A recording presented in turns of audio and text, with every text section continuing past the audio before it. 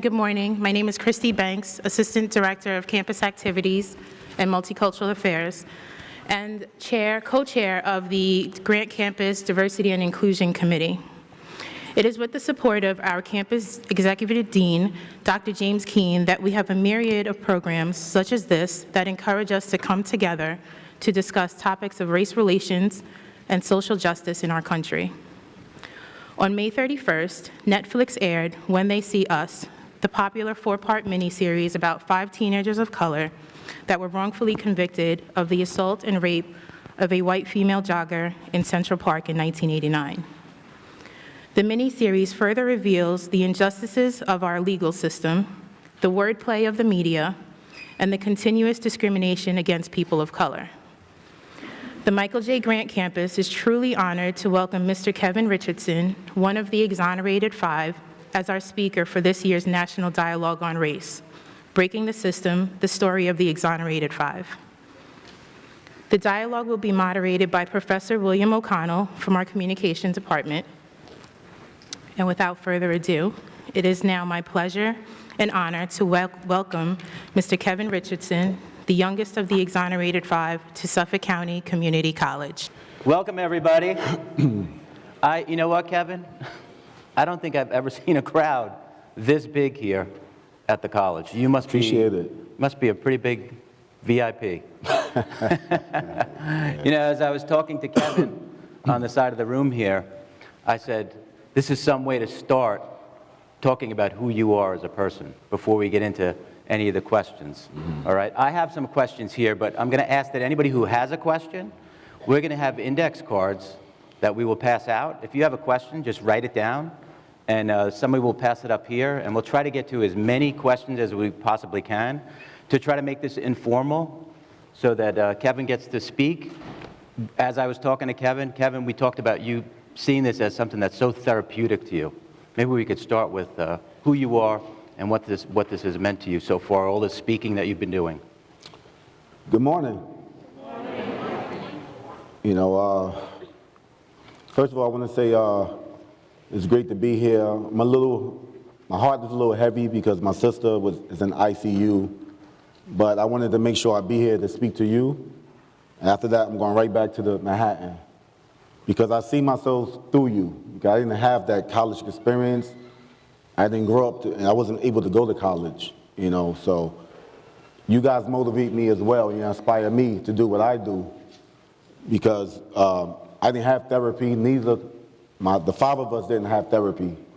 So me speaking out to you is it's therapeutic for me.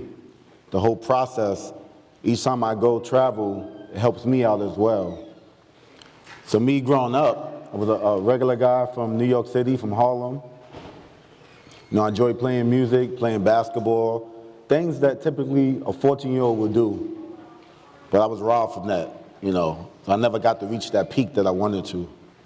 Can you give us a sense of what that might have felt like as a boy sitting there, having questions fired at you? What was going through your mind? I went from standing outside playing basketball April 19th, 89, to coming home 7 years later. And it happened just like that. People often ask, how will you confess to a crime you didn't commit? First of all, I didn't confess, I was coerced. It's a really big difference. And when you're in a room trapped in 4 walls with detectives that's seasoned for what they do, that's what they do. They coerce people. And it's okay for them to do that, which is wrong. So, being in that situation, I felt like I was in a nightmare, but I didn't wake up from it. And being the youngest at that time, at 14 years old, adults go through coercion and forced statements. So imagine a 14, 15, 16-year-old kid. So that time right there, it still haunts me to this day, actually. Here I am, 45 years old. And this is something that will never leave me. So it's still a process every day. So you might see me on the outskirts that I look well put together, but inside we have scars that nobody sees. How do you deal with that every day? I just deal with it. And I think which helps me is my family, my kids. I have 2 daughters. Seeing them every day motivates me to do what I do, as well as my immediate family. And my sister Angie Richardson Black, that's in the audience. Hi, Angie. You know, if y'all seen When They See Us, she was portrayed, my sister Angie, which was in the series. So dealing with my family and dealing with friends that's close to me, because my circle is very small. And I know I'm this celebrity, iconic figure, but to me, I'm just Kevin. You know. Kevin, what did you, when you were a little kid, what did you want to be when you grew up? The same question we're all asked, right? Yeah, it was a few things, you know. In my day, I was, you know, ask about me. I was good in basketball, you know, and my goal was to actually go to Syracuse University to play, but I never reached that. I also was into music. I played the trumpet, and that was 2 things I wanted to do: play the trumpet and also be an athlete.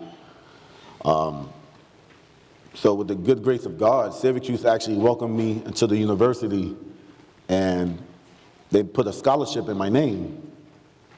So that right there, like, touched my soul, because I didn't get to go there, but now I have, it's called Our Time Has Come, Kevin Richardson Scholarship, and it's to help out people of color, Black and Latino kids that don't have the financial needs to go to school. They will go free through my scholarship. So that right there was something that...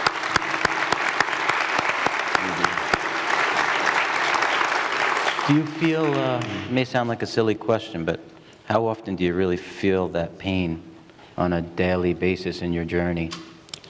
I feel it. I go through it every day. Like, I have my times where I might just be in a room and I might just break down and cry.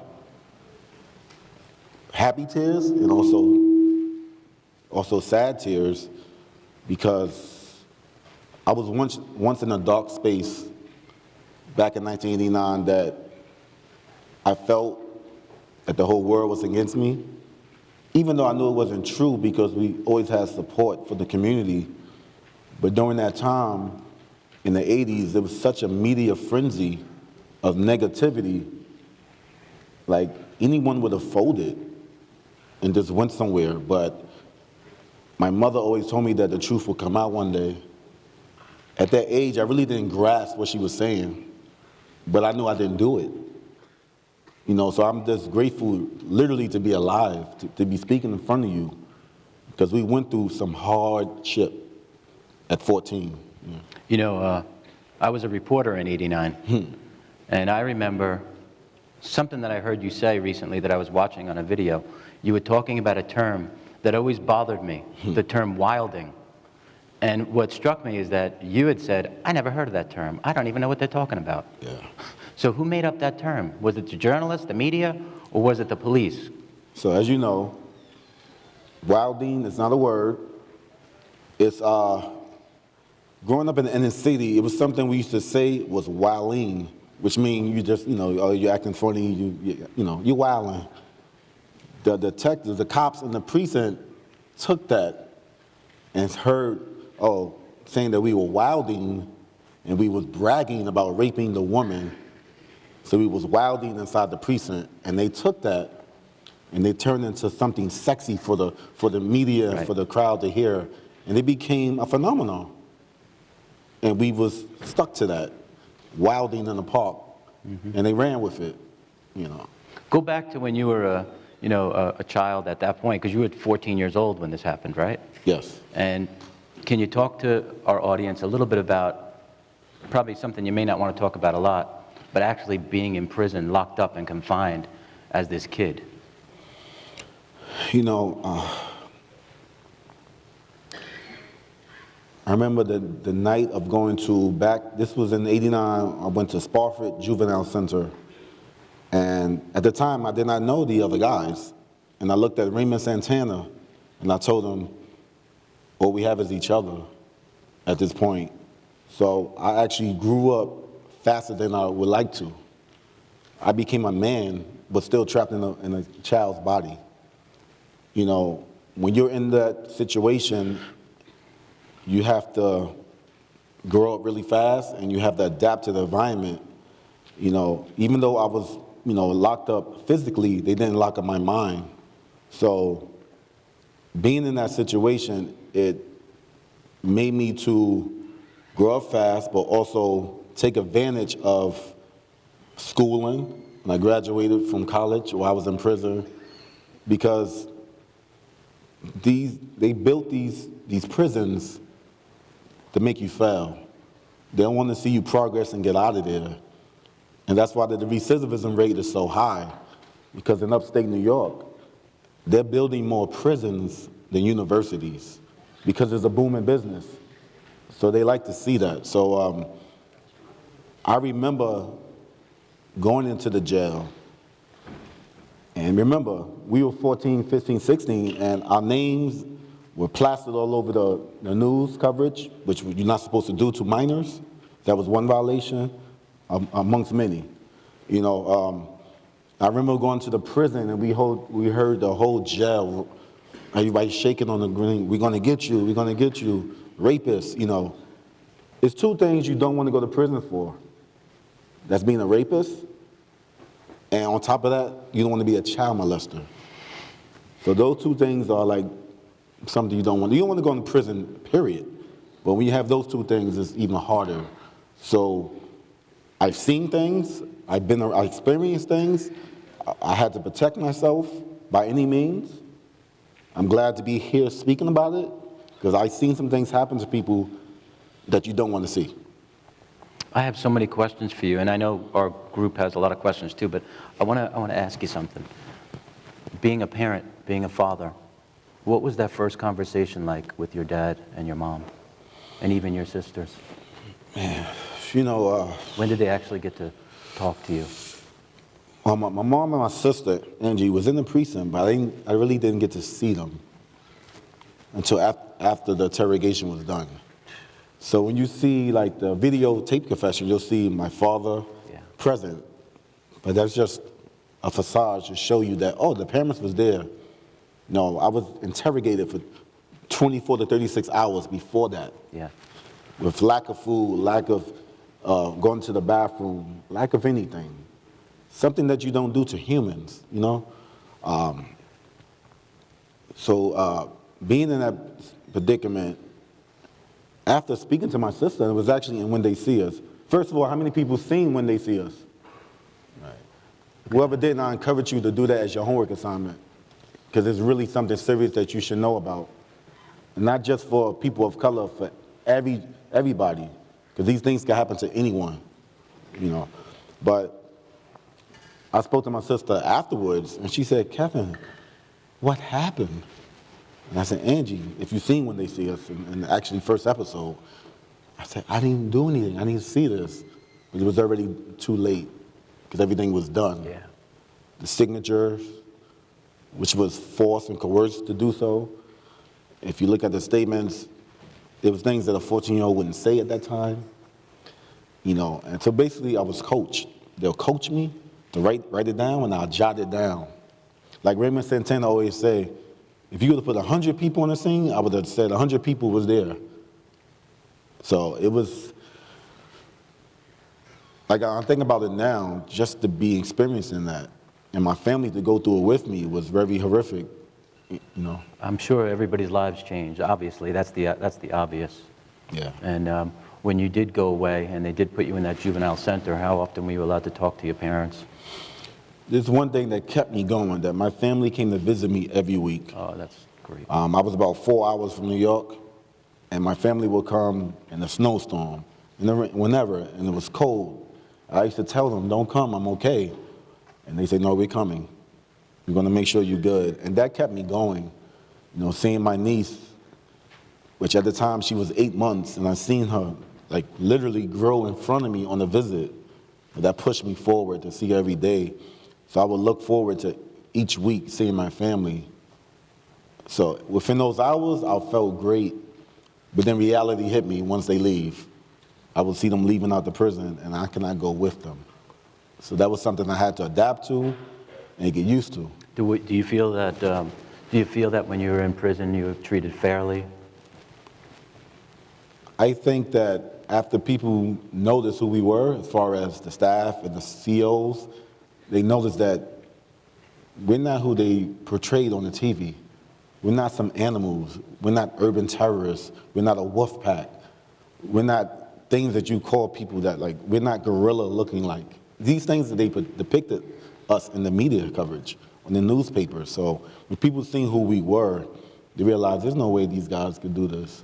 But in the beginning, initially, people had to see our character, you know. So now they realize afterwards that that was not true. I just think, I'm sure the audience thinks the same way. Can you imagine being put in a situation where this is your reality 24 hours a day, that you're sitting there in this confinement and all you have time to do is think about something that you didn't do? Mm-hmm.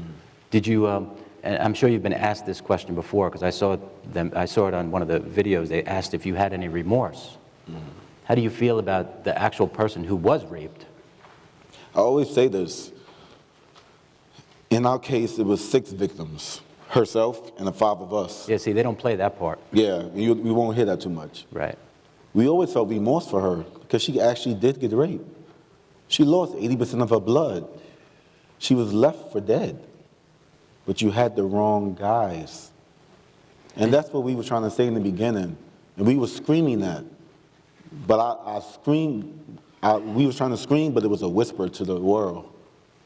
Now people hear us and see us now. Yeah. But we were trying to say this 30 years ago. You know, so we were so sad for what happened to her. And actually, when she came to trial to testify, we wanted her to remember. She was in a coma. We wanted her to remember so she could tell these people it was not us. But she lost her memory, so it really didn't help our case. And she didn't know either. Right. Because the detectives and the prosecutors, they fed her this info that these 5 guys raped you. And when you go and check and really do your homework and use logic, you'll see that when she actually got raped, on the crime scene, it was only 4 footsteps. 2, hers, and the one that did it. There was no way that 5 or 6 guys can do that and drag her down with no coverage, no mud, right. And DNA was not on anybody. But they still wanted to erase the judgment. And we could go deeper. That year was an election year.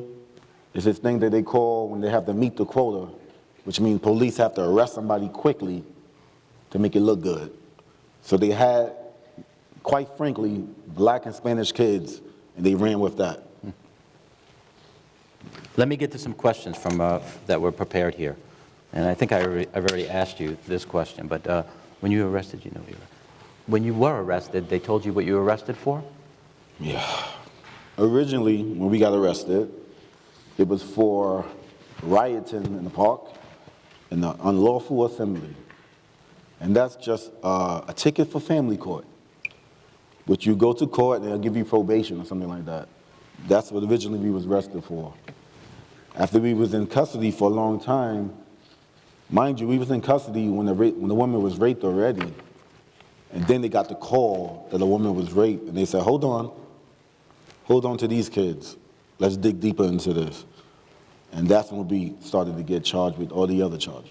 You know, you've kind of touched on this, but there's this thing called racial profiling. Mm-hmm. Talk to me about that.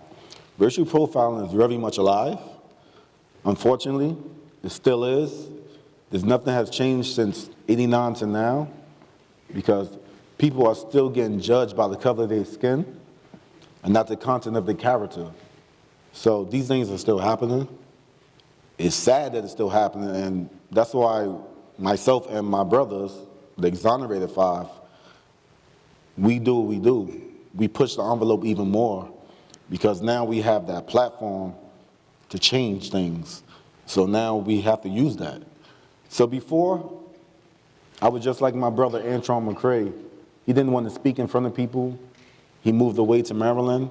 He wanted to hide. And I felt like that up until the doc came out in 2012. And I realized I had a bigger purpose. It was bigger than me. It was to help out other generations. At what point did you acknowledge the media explosion?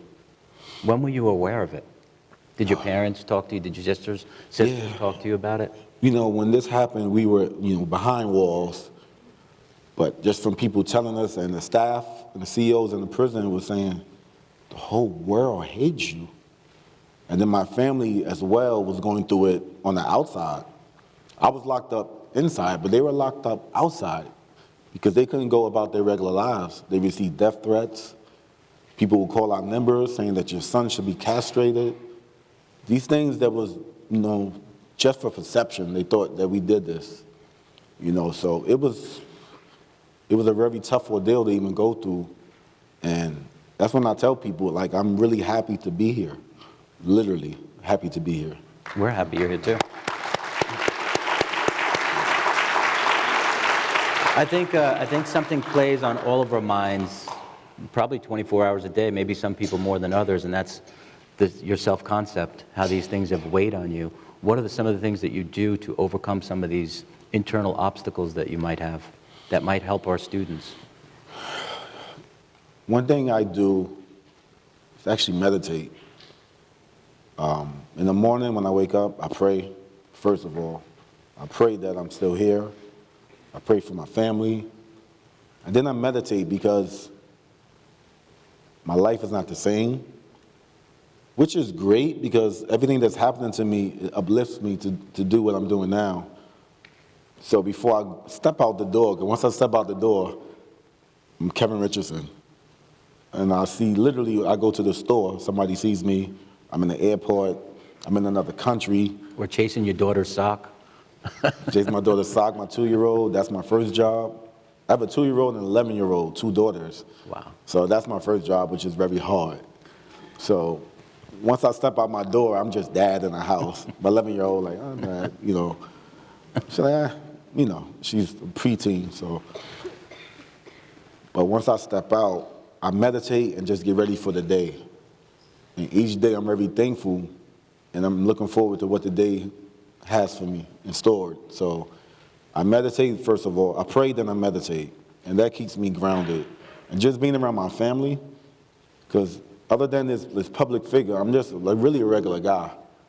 I'm really just a regular guy, and I try to have a simple life, which is not possible now. But I appreciate it. I appreciate going out and speaking and working, and it's my job now. I want to go back to your parents again and your sisters. After this happened, did they lose a lot of friends? Yes. Myself, my family, my sister Angie, she used to work in, where was it at the time? Avis. She used to work at Avis Rent-A-Car at the time. And there were people that would say hi, but as soon as you turn and walk, you could hear the voices whispering, that's the sister of the rapist. Things like that. So I lost friends at the time.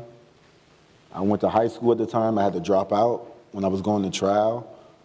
Because you can imagine, I'm 16, I'm in high school, and I have this label, this stigma of being a rapist.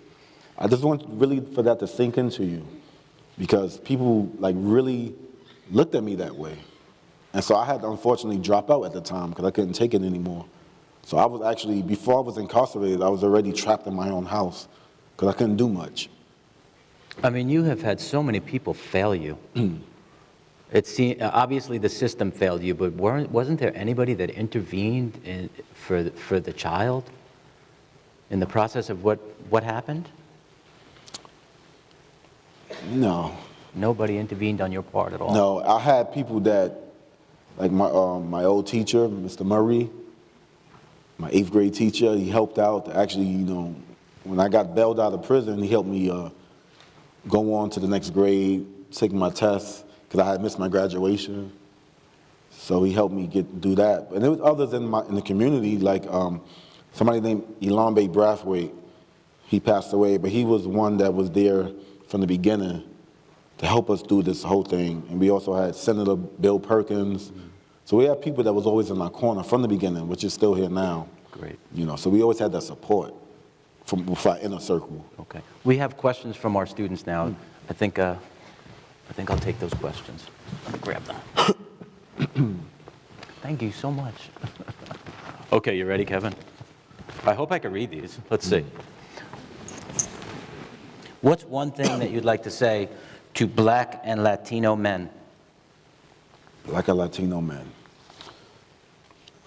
Don't give up. No matter how much people say that you can't, you can. Because, unfortunately, we, Black and Latino men, are the minority, but we're really the majority. Because if it wasn't for us, we the ones that created a lot of things in this world, for things to happen. You know, we are kings, and I want people to know that. You are a king, you know.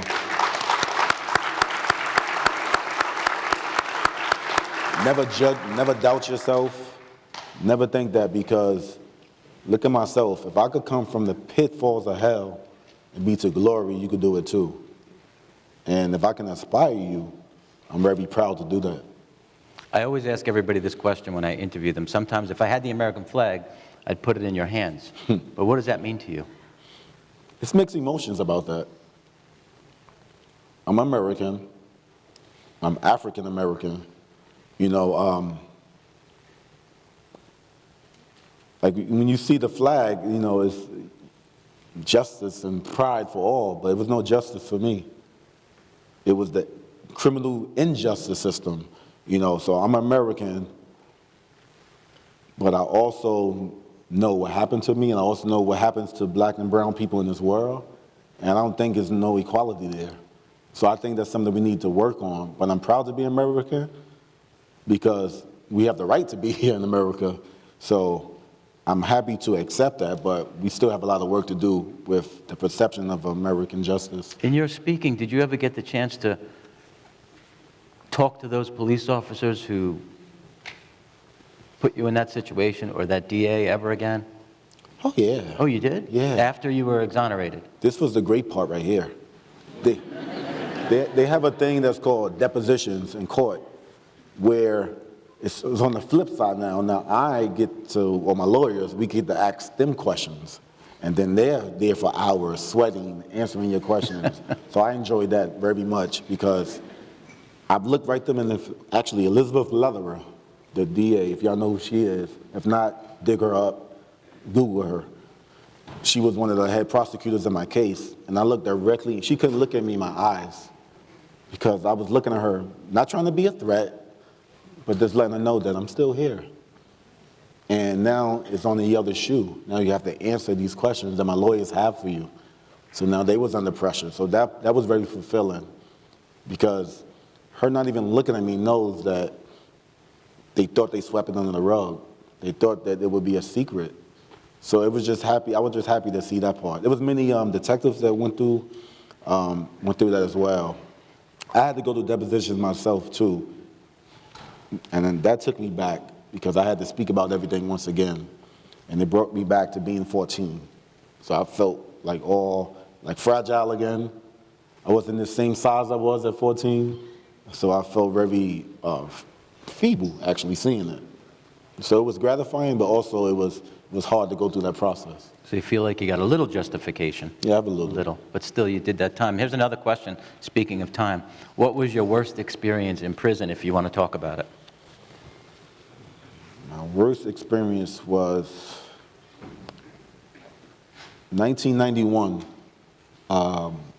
At this time, I was in prison for about a year and a half. I was playing basketball. Was this in the juvenile center still? In the juvenile Okay. center. Now, it's a juvenile center, but it's a maximum prison for juveniles. So that sometimes is the worst prison, because you have a whole bunch of kids that has this whole bunch of energy, a whole bunch of guys, testosterone, you know, and you need to use your energy on something. So I remember I was involved in a riot. Now, like I said, when you have to protect yourself, it was someone calling me a rapist, and he came at me, so I had to defend myself. I was in a riot, and it was a very crazy day. It was a lot of people, you know, got stabbed. A lot of things happened, and I had to defend myself. But after that, nothing happened to me. Like the CEOs seen that I didn't initiate anything, so nothing was done wrong to me. I didn't get any infraction, I didn't lose time. But that's just that experience was hard because your life could end right there. You know, so I was forced to protect myself at that time. After that, people started to respect me, sort of sense, if you get what I'm saying. I had to gain that respect, and people seen that I was a gentle giant, but I also had to protect myself in any means. So that was the worst time that I was involved in that, amongst seeing other things happen to other individuals. Is it true, one of the question here leads to, how did you become a suspect? But from what I remember, you all jumped some kind of a wall, and then there was a truck that pulled up, is that true? Right. That the police officers caught you, right? Yeah, at that time. I just didn't want to ignore somebody's question. Oh, yeah. Like you said, and when they see us, but also me speaking to you, what happened was I actually was on my way home that night. Like, I was nervous, not from what happened in the park, or just being, I was nervous because I missed my curfew, okay? I was scared of my mother. I was thinking that. I wanted to get home, you know what I mean? So that's what I was nervous about. So I was on my way home, actually, and then I wound up being with some kids I don't even know, because we always going the same way. And then the police car pulled over a van, and they said, stop, freeze. And even being black and Latino, I didn't even do anything, but when you see a cop, you run, because they're chasing. And so I joined the crowd and ran too. I hopped back into the park. And that's when I had mud and everything on me, because the cop tackled me. And if you see, when they see us, the first scene, which actually happened, hit me with a police helmet in my face. And that's when I had the cut. And that's what led to they thinking that the woman jogger scratched me, which was actually the cop. But you left your clothes with them, they did DNA, obviously, and then They did everything. DNA wasn't what it was then, and now then they exonerated you. At the time, this has nothing to do with your case, but wasn't the Jennifer Levin case during that time period? Do you remember that case? Yeah, I remember that. That was around then, wasn't Yeah, it? it was around a lot of, Jennifer Levin. There was a lot of crazy things Chambers, going on in '89. Bensonhurst. It was just a Crown Heights situation. After our case, it was just a downfall of different cases happening. Yeah, I remember like, that. with racial. This next question was, and I guess I probably should have asked you that too, there's a good question. How come you did not ask for legal representation during your interrogation? You know, it's good to ask that question until you're in that situation. You're 14, you're not thinking about legal representation. Yeah, that's true. You think about getting, out of there. You're not thinking about that. Like when I was reading my Miranda rights, I didn't know what that was. I was like, who's Miranda? Oh yeah, I went to school with her. I didn't know who's Miranda, so. But the thing is. It's not funny. Yeah, it's funny now. And I could, make it like a humorous thing, because when you read your Miranda rights, the first thing they say is you have the right to remain silent. You don't have to say anything. But when they say these things to you, it goes over your head. I know it did for me. I was so much in the daze from being, first of all, my face was swollen, being scared. And after, the next thing they say is, anything you say will be held and used against you. So you have the right to remain silent, but if you say something, it's going to be held against you. So these things you don't know, especially, even adults don't know this to this day. So imagine a kid. So legal representation was the last thing I was thinking about. I don't think I knew at 14. I wouldn't have known either. Yeah. I can understand that. This is a threefold question. So, let me go with this one. First, when did you decide to change your version and say what they wanted to hear from you? What convinced you to do it? The next question they have here is, what's the hardest thing you had to live in jail, which you already talked about? And how was a regular day at the time you were in jail? So maybe go with the first one first, which is, when did you decide to change your version and say what, instead of what they wanted you to say? Good question. Yeah, good question. We said that literally after the 3 days was done, interrogation and video confession, and we were seeing our parents, we was like, we didn't do this. Which our families knew that. So right then and there, we was like, we didn't do this. This was always coerced, and at the time, they didn't know the system. the world, I would say, we thought the world, didn't believe us. But right then and there, 3 days later, we recanted it and said, this was all coerced, there's no evidence, and then from there, we kept saying that we didn't do it. But like I said, we were screaming that, but it was a whisper to the world. And the second one was... I think you kind of answered that. What's the hardest thing you went through in jail? You talked about that riot, and then what was a regular day like when you were in jail? I think you kind of alluded to that, but... Yeah. Well, a regular day is something that you're trapped in a cell. You come out to eat, if you like. Did it break you?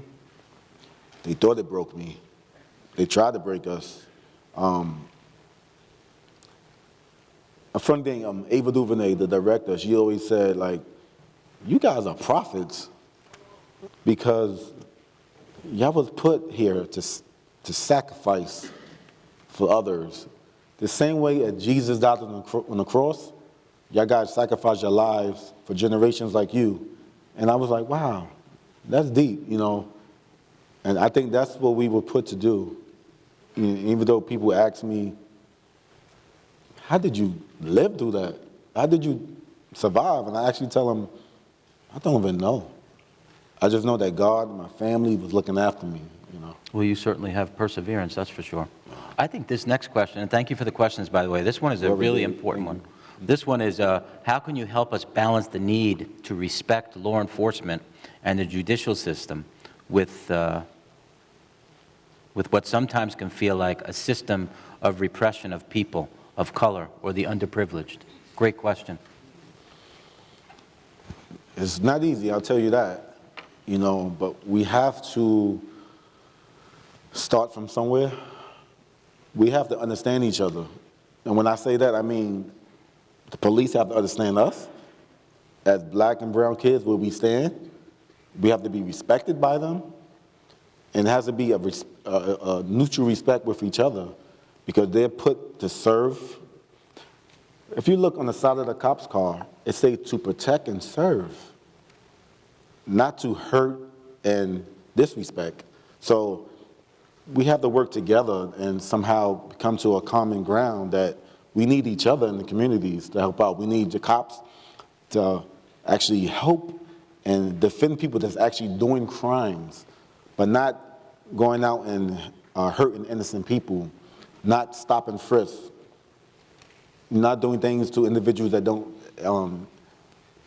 shouldn't be done to. So it's a lot of work with that, and I think that we just have to stay on our ground. And the beautiful thing now about this era, social media, people are seeing things, people want to see change.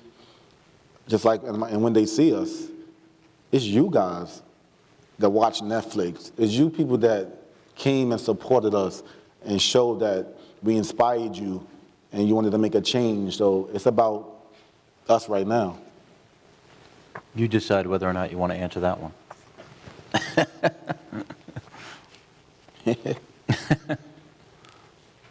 I'll answer it. Yeah, I didn't want to put you on the spot. I'm going to say it. He's going to say it. What are my thoughts on Donald Trump?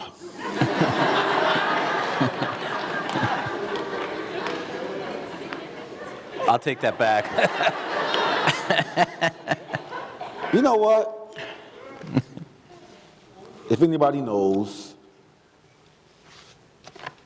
I'm going to talk about it, but I'm not even going to give him too much of my time.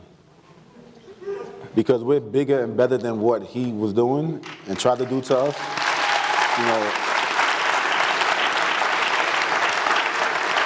I would say this is a man that took out $85,000 ads to have us executed. And this is a man we have as the President of the United States. So something doesn't equal, right? With him, deep down, I would say to him, Donald Trump, you know what happened. We're never going to get an apology from him. And it's okay, we don't need it, because we have moved on from our lives. And I just hope that he could sleep better at night knowing the things that he did to us and he's doing to the world right now. And on that, I'll just leave that alone. 'Cause I don't want to give him too much of my time. Okay. I'm glad I turned that over to you. Another really great question. This is a great question. Did you ever reach out to the guy, Matias Reyes, who actually committed the crime? No, I didn't reach out to him. Well, first of all, I know y'all know this, but I did not know him. Just want to make that clear. None of us did. But we're with him. He's a sick individual. Yeah. One thing that we're happy about that he came to his senses. He seen Corey Wise in prison. He came to him and told Corey. He told some other people that there's somebody in prison for something I did, and so he wanted to get that off his chest. And he didn't have nothing to gain because he's serving a life sentence. So it was not like he was working a deal to come home sooner. He's never coming home. You know, he had 33 years to life consecutive, I'm sorry. So that means he just in prison for life. So we're happy that he reached out, not to us, but to our attorneys, to the investigators, so they can invest what really happened. So I never got to speak to him and things of that nature, but we're happy that he found something. He found God. In all that sickness, he found God. So I'm happy that he did that. And he was part of the solution that freed us. So I won't say thank you, but I will say that I'm glad that he found something greater to help himself out than us. This next question, I think you're doing it right now. Do you do anything to help wrongfully convicted people? Are you part of a greater movement? Yeah, this is what I do, as well as the brothers. I work with the Innocence Project, which is a Innocence Project which helps out people that's wrongfully incarcerated. And they have different networks all over the world, you know. So I work with the New York network, and they typically is a bunch of attorneys and investigators that go into prisons and do cases for people that don't have the platform like I do. You know, so when I do this, I represent all of those individuals that don't have a voice. So the Innocence Project, that's what it's about. It's a nonprofit organization, and they really, really believe in people to help them out. So that's one of the things I do, as well as I mentioned, the scholarship is something that that's like number one to me right now. That's like, it touched my soul, so that's my motivation to do that. And amongst that, we have something we're working on. We're in the midst of having an Exonerated Fire Foundation, which is nonprofit as well. And what we want to do is go to communities and have workshops, teaching people how to know their rights. Having, back in New York, they used to have community centers where kids went to after school for something to do. So we want to do things like that, give computer classes, learn about your rights, just a space for kids to come together instead of being like out in the street. So that's something we're doing. Well, we know that Suffolk Community College is your favorite place to visit now, right? Yeah. I have family here anyway, Long Island. We love having you here. Thank you. It's a special day. It's a special day for everybody. If you could go Invite back. me back. I'll be here. I'm sorry, I stepped on No, you. I said invite me back. I'm here. Did you hear that, Christy? Yeah, I live in New Okay. Jersey. All right. Yeah. If you could go back in time, what would you tell yourself while you were in prison? Oh, I like that. Go back in time. What did I tell myself? That's a great question. Such a great question. That's a good question. I have to think about that, actually. I would tell myself to stay strong. I would tell myself to not be. There's one thing I always say to people, and things happen for a reason. And I used to always say, why did I go in the park that night? But the park was my backyard. I lived on 110th Street. Central Park was right across the street. So it was okay to be there. That was your playground. So I was a kid, but one thing I always say to me, I wish I knew more. But you can't really blame yourself because like I said, adults go through this type of situation where you don't know. You really don't know the system or know the criminal justice system. So I would just go back and tell myself to stay strong, young Kevin, you know, and that's it. Whoever asked that question, you got your answer. How about this one? In my community, I don't know if you're aware of what's happened here in Brentwood over the last few years with, quote, gang violence. And, you know, living in this community, I think we're starting to get a label that most of us don't agree with. And this question here is, in my community, young Latino boys are getting picked up by police officers as gang members and are coerced to admit that they are and answer questions without a parent or guardian present. How do we stop this from happening? That's great. I mean, that's not great what's happening, but Great question. it's great that how you stop this from happening is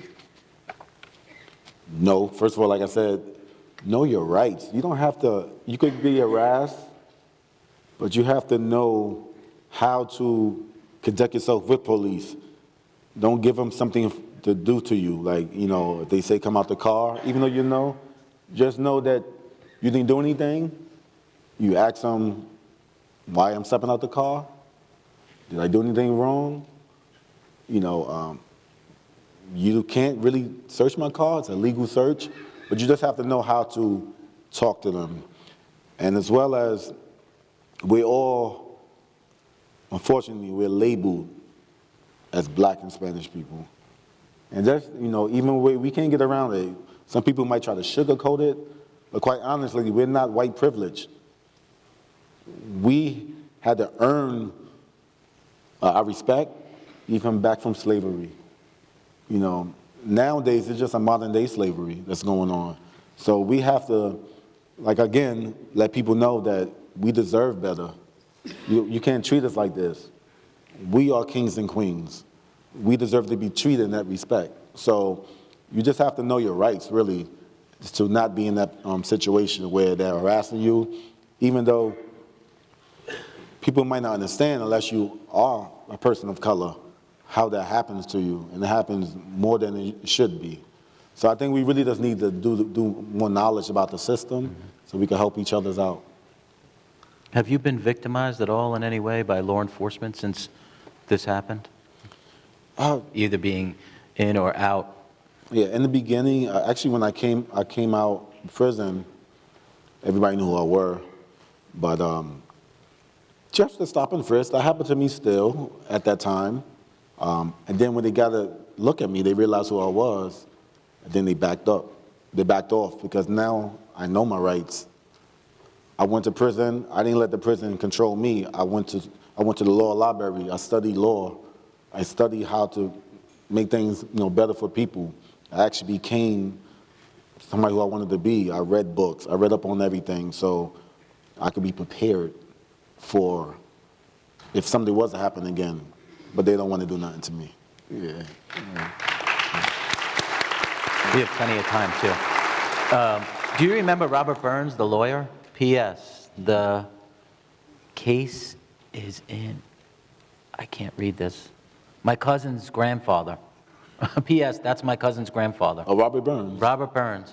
Yeah. So you probably know this person. Yeah, Robert Burns, whoever said that, he was Yusuf Salam's lawyer at the time, during that time. And he was, if you looked at When They See Us, he actually was, he wasn't a criminal case lawyer, he was a divorce lawyer. So, yeah, there's a little humor to that, but he was forced into representing Yusuf Salam in the case. Yeah, so I remember him. Played by Blair Underwood. Yeah. I think you kind of talked a lot about prison. It's asking two questions. How did you feel when you took your first steps out of prison? But this question is a great one. Did you feel any sense of freedom? Yeah. I was released June 24th, 1997, approximately 7:15 a.m. I didn't sleep the night before because I know I was getting out of there. And somebody I was listening to in my, ready for this, Walkman, was Walkman. You heard that? It was Tupac, 1996, All Eyes on Me. And I was listening to that album repeatedly, and he helped me like get through that phase. And my sister's here, actually. When I got out of prison, they were there ready to pick me up. And I remember the CEO guard was like, Richardson, you ready? And I was like, I've been ready. So they let me out of prison. My family was jumping up for joy, crying. And then I walked out, and I got on the floor, and I kissed the floor. And it's a difference because we used to come outside for recreation. When I was in prison, you were outside. But it's a difference when you step outside and you beyond those gates. It's a difference, even though you're outside before. So I felt free finally for being incarcerated 7 years, but not free completely because I still had to deal with parole. I had to still deal with being a sex offender because I had to register for that. I was a level 3 sex offender, which is, it's a thing called Megan's Law. And Megan, she was a little girl that was raped when she was young, and they made a law to super predators. So I was a super predator. And I had to register in the highest level, which is level 3. So every 3 months I had to go and register. And if I had to go somewhere, say if I was coming here, oh, my name is Kevin Richardson, I'm gonna speak in front of kids. So this is something I had to do repeatedly. So that was somehow they tried to like degrade me and try to make me go back into prison because you're stuck. Nobody asked this question yet, but your children, how much do you talk to them about this, or will you tell? I'm sure you'll probably, I mean, you're pretty famous now. Yeah. What do you tell kids at this age? So, you know, I have 2 daughters. I have an 11-year-old and I have a 2-year-old. So the 2-year-old, she got some time. But the 11-year-old, she's 11, but she doesn't really get it yet. And we kept her sheltered for some time because, quite honestly, I'm scared for her. I'm scared for you. Because of just everything that I endured, how the world is still not, you know, equally giving justice to people. So she's seen When They See Us. The 4th episode, if y'all seen it with Corey Wise, we showed up pieces of it, but then we stopped it. Because I'm going to show her the rest of it. And because it was hard for her to even grasp what happened to me in the 1st episode. Because that's how it starts. Me getting hit with a helmet and then it comes on. So it's like boom, right there in the beginning. But I tell her, and I'm often hard on her, maybe too hard, being a dad and being like kind of overprotective. She said, no, I get it. I say, no, you don't. You don't, because I was naive like you are right now. And you're 11-year-olds, you have the right to be naive. You have the right to be a kid. But for her dad, I have to really enforce that on her and let her know how this world doesn't love you. You have to love yourself first, and then others will respect you. So I just often teach her that. And my 2-year-old, she's only 2, but like, I think by 5, she's gonna get it already. Because she's like she's a different breed. Like, these kids now, she knows already. He has an iPad already, she's not even 2 years old. So like, they're smart, they get it already. So it's tough because I have 2 daughters, you know, so. Hey, I know you realize this, but you have to know how important your legacy is right now. Yeah, you know. For your children, that's just like Yeah. the most important thing right now, to leave that powerful person that you are so that they can walk those footsteps. You know, I guess because I'm living in it and I'm doing my job, I'm just, like, I have received so much awards and accolades, and I have a whole display in my house. And when people come, my kids, they in awe and everything I've done. And I guess later in life I will reflect on it, or my kids will, you know, and I'm proud that my kids know, yeah, that's my dad doing that, and representing for other generations to come and inspiring others. I think that's where I get I'm happy about, you know, the kids see what I'm doing. And I'm really just Kevin, but my sister always laughs and she said, you're a celebrity. And I'm like, stop it, you know. She's like, no, I'm serious. And I think I realized it, and the five of us really realized it when They See Us came out. Because my life is not that normal. I cannot walk, I'm from New York City. I cannot just walk to the store. I cannot get on the train. I can't get on Long Island Railroad because it's a line of people once they know me. And which is great. And then people want an autograph, want a picture, they want me to sign their book. And it's just mind-boggling that it's happening, but How many pictures would you say you've taken with people over the last year? just to give a number, maybe 1,000, maybe, and it's great though to receive that love because the love wasn't like that back in the 80s. Yeah, no. A and lot of 90s. people may not know about the 80s here. I mean, we grew up in the 80s. Dinosaur stage. I mean, they don't even want to talk about the 70s music, let alone the 80s, right? Yeah. I have another question. You kind of answered this about how do you feel about the justice system. If you want to go into that, what changes could there be to improve our system, if you want to tap into that again? And there's another backup with the justice system. Again, another question about it. But I like that about the justice system. Yeah, go ahead. It's many things. We have a lot of work to do still with the justice system. Basically, we have to just revamp the whole system because it's not, like I said, it's the criminal injustice system. It's not the criminal justice system because we don't see justice. So we have to go and change laws. We have to dig deep. We have to go to meetings. We have to be part of the panels. We have to have a voice. And I think because now the young generation, they have that voice. Like they have the torch. Like we gave them the torch and carry that legacy. So Is everybody listening to this? we have that power. You have more power than what you think. And that's what people are scared about this generation because you have the power. And now this generation is not having it anymore. They're tired of the stuff that's happening. So we have to go into those meetings, into those organizations and demand justice and show that we have a brain and that we're smart and we could do this. So I think it starts from within. So I think we'd be all right, but we have a long time to go. What do you think of our current justice system? Do you believe people are still being framed like the five of you were? It happens every day. People are still being framed to this day. And not just here, it's global. Yeah, I spoke with NYC. I was at NYC, NYU, sorry. And we was talking about, justice reform. And there was people that was on the panel from Asia. Wow. That was going to do the same thing. They have a Taiwan Innocence Project. So these things are still happening. So unfortunately, nothing has changed from 30 years ago. If you want to go even further, nothing has changed since the days of the Scottsboro boys. I would really please do your research on this. Emmett Till was a person that was killed for looking at a white woman. Scottsboro boys, and some people like us, we just became the modern day Scottsboro boys.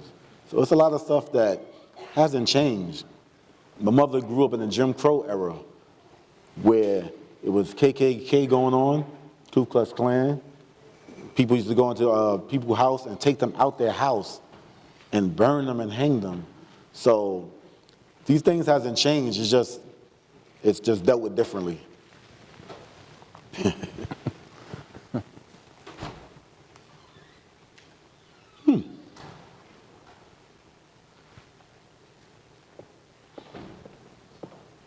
This is great. I'll read it.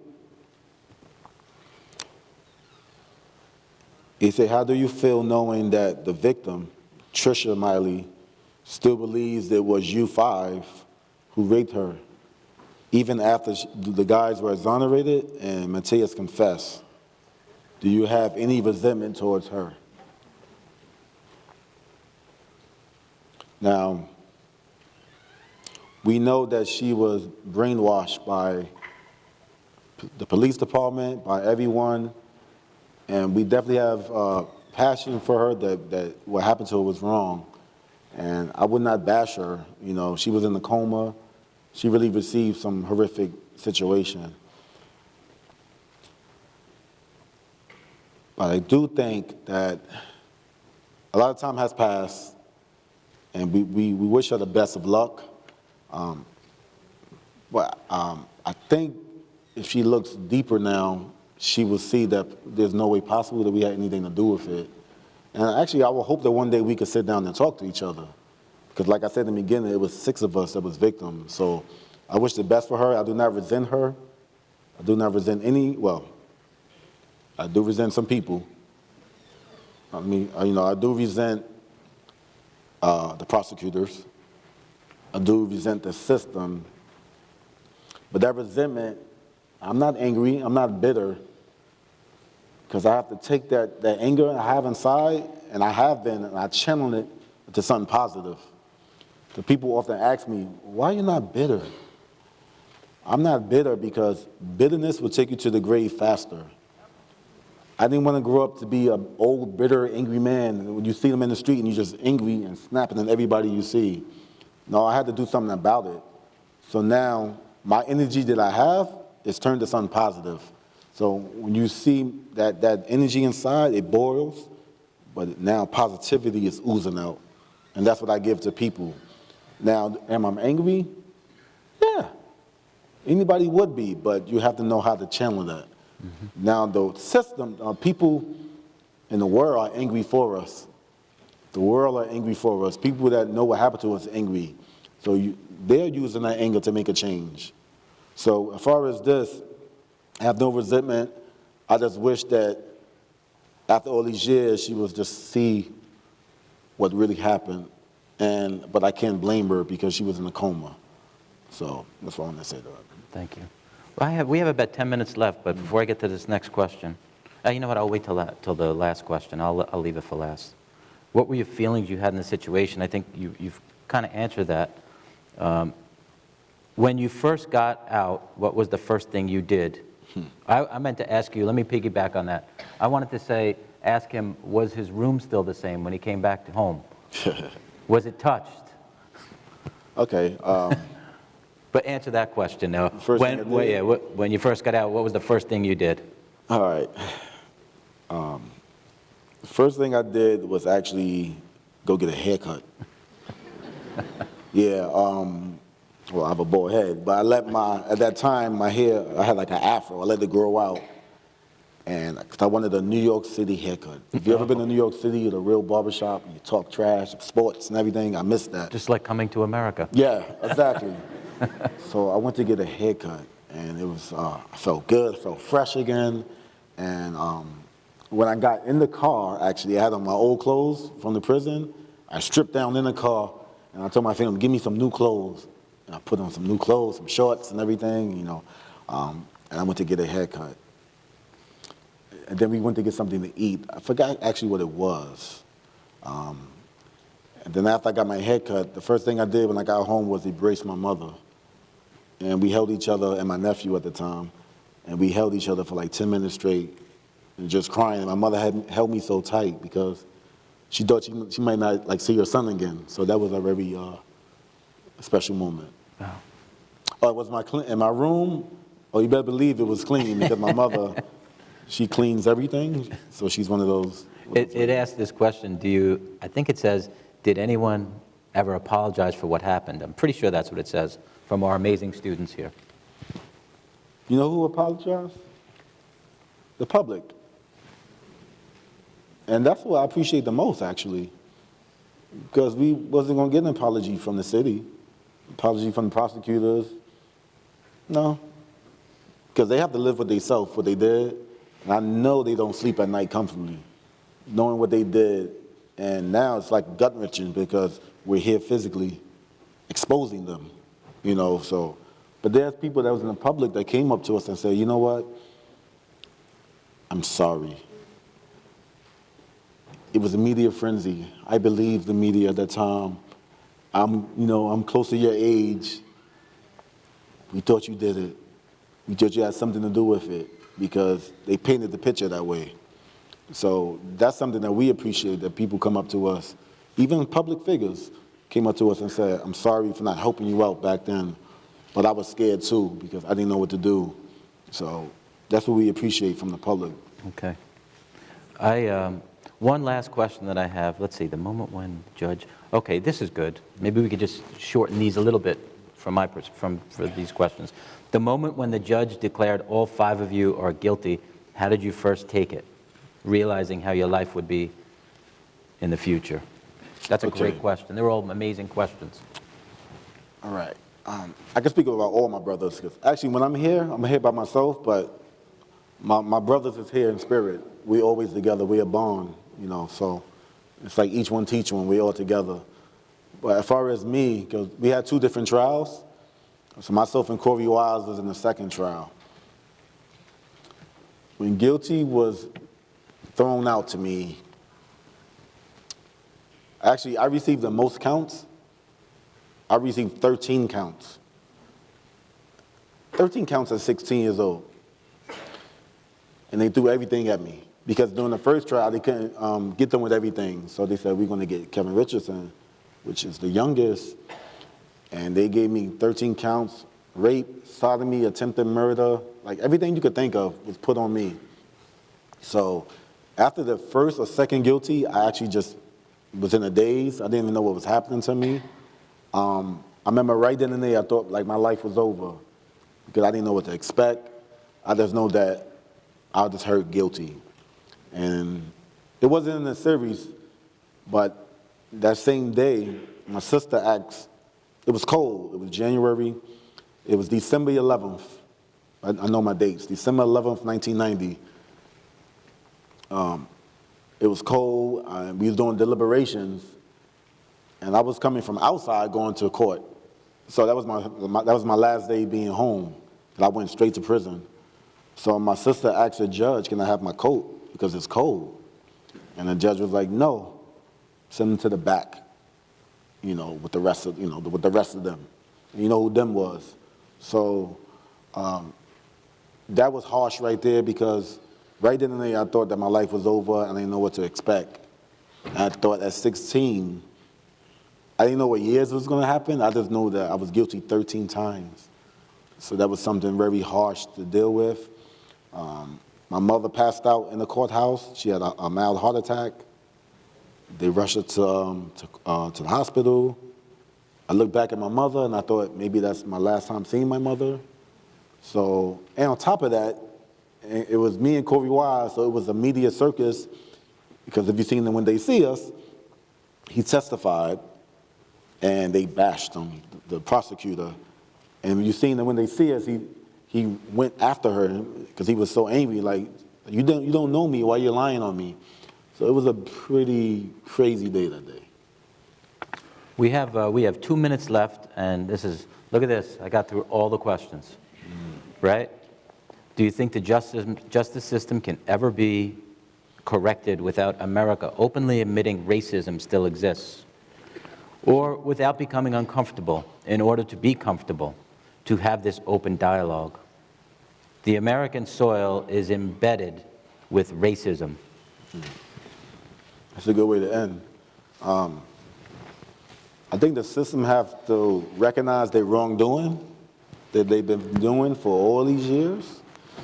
And even with that, still, we have a lot to do with the justice system. Can we get back to where we never got there anyway, but if we could get to a place where people are judged the right way and not being proven guilty into innocence, because you see in the courtroom that justice thing is not true.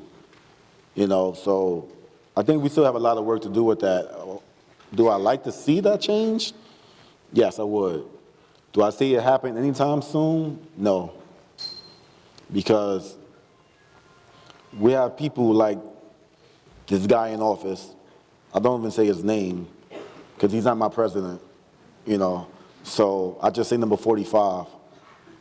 We have this guy in change.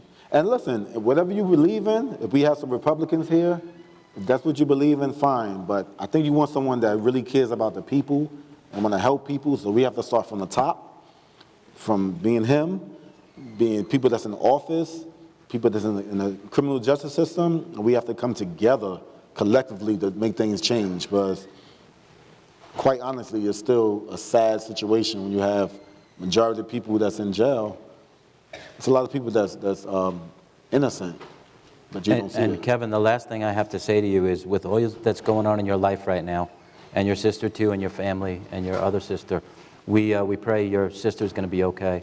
Thank you. And on behalf of the college, we are grateful to have you, Christy Banks, Dr. James Keene, who's the dean here, and our most amazing students and faculty.